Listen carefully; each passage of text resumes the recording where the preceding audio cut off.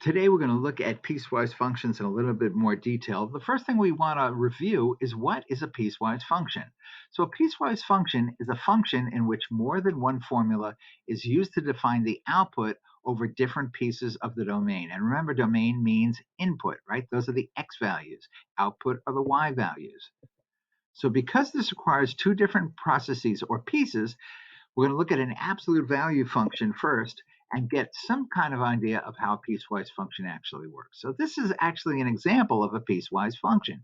If we look on the left-hand side, you'll notice that as the numbers change, what's happening? If we look at -3 and we go up to that point on the line, when x equals -3, y equals +3. When x equals -3, y equals +3. So if we input a negative value, -3, the output is the opposite, +3. And we can write that as a function, f of x equals -x if x is less than 0. Because you can see at 0, everything changes. -1, we put in -1, we get out +1. But at 0, things start to change. So now we have to look at the other piece, the right-hand side. If we input 0 or a positive value, the output is the same as the input. Let's take a look at that and see if that's true. Well, if we put an x of 1 in, we get a y of 1 out. If we put an x of 2 in, we get a y of 2 out. So indeed, f of x for this side is x if x is greater than 0. Whatever you put in is the same thing you get out. So once again, if we put in an x on this side of 2, we get out the opposite, -2. If we put in an x on this side of 2, we get the same number out. We can write that using this piecewise notation. This is the piecewise notation for this absolute value function. Absolute value of x equals the two pieces. X if x is greater than 0. So whatever you put in, if it's 0 or greater, we're going to get the same number out. If it's less than 0, we're going to get the opposite out. A piecewise function is a function in which more than one formula, as we just saw, is used to define the output. Each formula has its own domain, its own list of x values, and the domain of the function is the union of these smaller domains. We notate this idea this way. So f of x equals the set of our first formula if x is true in this case. So we're going to come up with some sort of a rule when we use formula 1. Same thing for formula 2. We're going to use formula 2 if x is part of that set of rules, and formula 3 if x is part of these set of rules. So these rules are all about different things we're going to learn about x, and we'll see an example of that in a minute. So when you write a piecewise function, remember there's three things you have to do. Identify the intervals for which different rules apply. The intervals is what you're going to put after the if. Okay, x is going to do different things. We're going to look at x in different ways, and the formula, you're going to determine the formula to describe how to calculate an output from an input in each interval. So the formula is the expression that you're going to use or the rule that you're going to come up with depending on your x values. And we're going to use braces and if statements to write the function. So let's take a look. So I think it'll become a little clearer. A museum charges $5 per person for a guided tour with a group of 1 to 9 people, or a fixed $50 fee for a group of 10 or more people. Write a function relating the number of people n to the cost c. So we're going to have to write two different formulas here. If for the number of people under 10, the n value is under 10, we're going to use c equals 5n. Where do we get that from? Well, $5 per person. So for the number of people under 10, from 1 to 9 people, we're going to use $5 per person. For values of n that are greater than 10, in other words, when we have 10 or more people, we're just going to charge a flat fee of $50. So we're not, the number of people doesn't matter anymore. Once we get 10 or above, we're just going to charge $50. So a piecewise function that would represent that, remember that we're told that c is the cost and n is the number of people, and we have two pieces. We're going to charge $5 per person if the people are obviously more than 0. We're not going to charge anything if they're 0. That's why it's more than. and less than 10.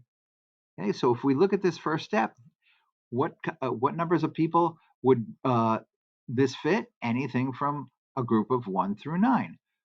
Uh, 1 through 9 because 10 is more than 9. So obviously 1, 2, 3, 4, 5, 6, 7, 8, 9 would all be charged $5 per person. As soon as we get to 10 people or above, though, we no longer charge per person. It's just $50 for the entire group.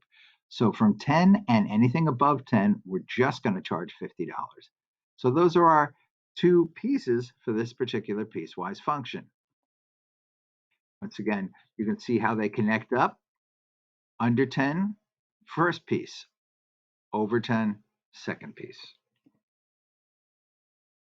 So the graph, let's look at the graph of the function that we were just looking at. And there's actually two parts, obviously the two pieces. So there's going to be a graph for each one of those pieces. And if we look at 5n, we know that that's a linear equation and the slope of that equation is positive 5. It's 5. 5n, so we know that's going to be a diagonal line for that first piece. The second piece is just 50. There's no variable next to it, and that's a constant.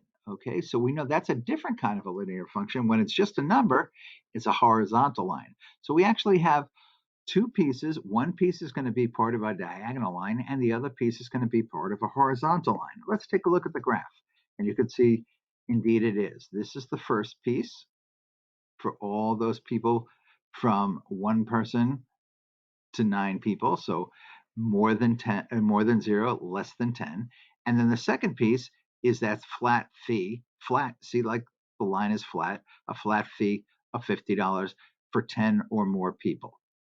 And once again, we're comparing the number of people, which is our independent variable, to the total cost in dollars. The price in dollars, or the cost, depends on the number of people involved. We're going to look at a couple of points now. You can see clearly at that point, 10 people would cost $50. 10 people, $50. That's the X value, the number of people, and the Y value, the cost. 10 people cost $50. How much would it cost at A? So what do we know about A? That's 15 people, and it costs $50. Well, we already knew that because at anything over 10 is still just going to charge $50. So for 15 people, it costs $50. How about at B? What's going to happen at B? Well, that's for 5 people, and it looks like, well, it's between 20 and 30. So let's see, what's between 20 and 30? Well, it looks like it's probably going to be 25. But if we look over here, we know it's 25 because we know that 5 times 5 is 25. We're going to use that first piece. This is the first piece, and that's the expression for the first piece. 5 times 5 is indeed 25. So let's look at a couple of other examples, and you're going to do part of this together. Shell gas station is having a sale on diesel. If you buy 4 gallons or less, you pay the regular price of $2.69 per gallon. If you buy more than 4 gallons, you only pay $2.19 per gallon. Write a piecewise function for the price of n gallons of diesel at Shell. So D of n, remember n represents what? The gallons in this case, right? And D is going to represent the cost for that number of gallons, okay? So in the first step, what information do we know? Well, here we know that we're talking about a price of $2.69 for every gallon. Remember, N represents gallons. So the regular price is $2.69. When is that true? If you buy more than 0 and up to what? Up to 4 gallons. So anything up to including 4 gallons charges $2.69 per gallon. How about the second step? What happens there? Well, we know at the second step, they charge $2.19 per gallon. They give you a break if you buy more than 4 gallons. So when is that true? If you buy more than 4 gallons. Notice the 4 is included in the first step. It's not included in the second step. Let's look at another version.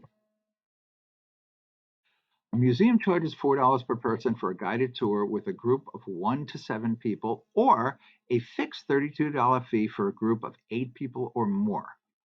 Write a function relating the number of people N to the cost C. So for our first step, we know that we're going to charge $4 per person. $4, N is the number of people, $4 per person. When are we going to do that? Well, if we have more than 0 people, because obviously we're not going to charge anything if we don't have anybody, and up to, something a little bit different here. This looks like this is not including. So we want a group of 1 to 7. What would not be included there? What would the top end be if 7 is included? Well, obviously, we're talking about 8 then, right? Okay, so anything less than 8, anything greater than 0 is going to be $4 per person. So what's going to happen at the second level?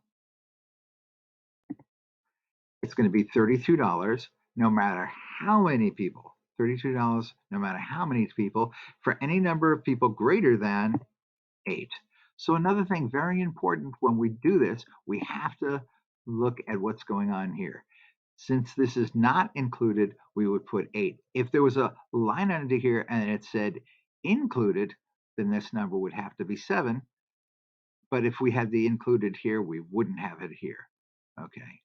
So if it's here, if the equal sign is here, it would be 7 here, and anything over 7 would be 7 here. Okay, but in this case, the equal sign is included in the second part.